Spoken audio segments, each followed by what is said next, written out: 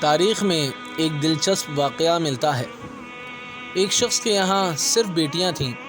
ہر مرتبہ اس کو امید ہوتی کہ اب تو بیٹا پیدا ہوگا، مگر ہر بار بیٹی ہی پیدا ہو جاتی۔ اس طرح اس کے یہاں یکے بعد دیگرے 6 بیٹیاں ہو گئیں۔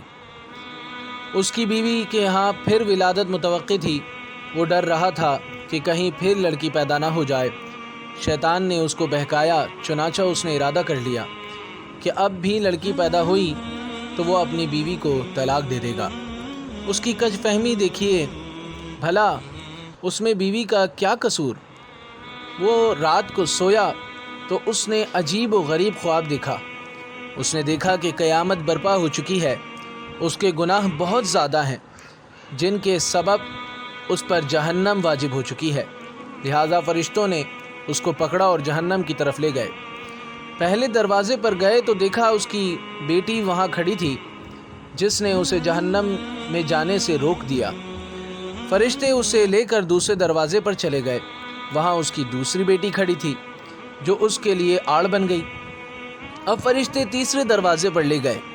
وہاں تیسری بیٹی کھڑی تھی، جو رکاوٹ بن گئی۔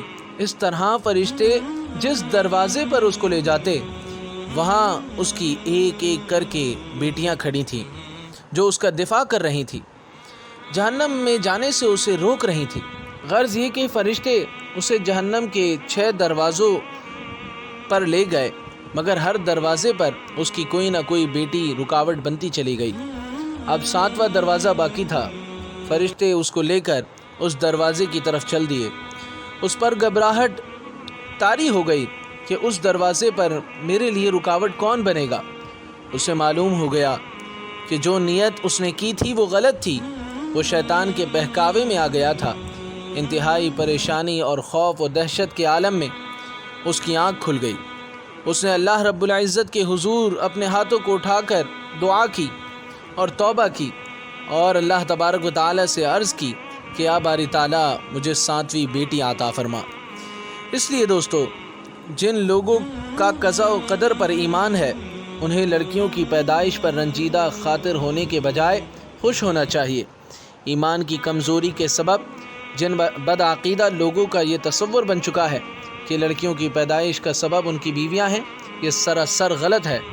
اس میں بیویوں کا یا خود ان کا کوئی عمل دخل نہیں ہوتا، بلکہ میاں بیوی تو صرف ایک ذریعہ ہیں۔